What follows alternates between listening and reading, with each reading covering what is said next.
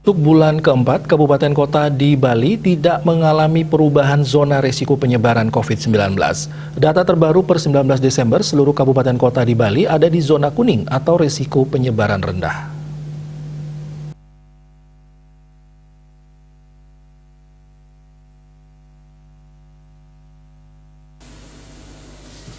9 kabupaten kota yakni Jembrana, Tabanan, Badung, Gianyar, Bangli, Klungkung, Karangsem, Buleleng, dan Denpasar. Sementara itu, secara nasional zona hijau terus bertambah.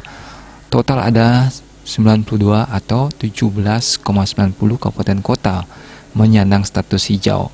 Ini meningkat dari seminggu sebelumnya sebanyak 79 kabupaten kota, 15,7%, sisanya sebanyak 422 kabupaten kota atau 82,10% ada di zona kuning.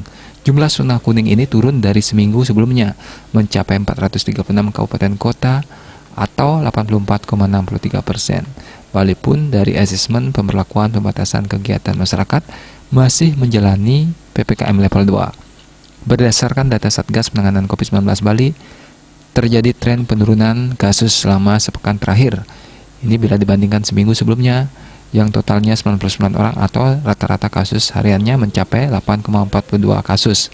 Dari data mingguan, tambahan kasus Bali sebanyak 26 kasus, yaitu 114.314 kasus pada 13 Desember menjadi 114.340 kasus di 19 Desember. Jika dirata-ratakan terjadi penambahan sebanyak 3,71 kasus dalam sehari. Untuk kasus sembuh tambahannya mengalami kenaikan dibandingkan seminggu sebelumnya yang mencapai 50 orang. Tambahan pasien sembuh selama sepekan ini mencapai 79 orang, yaitu dari 110.121 kasus ke 110.200 kasus.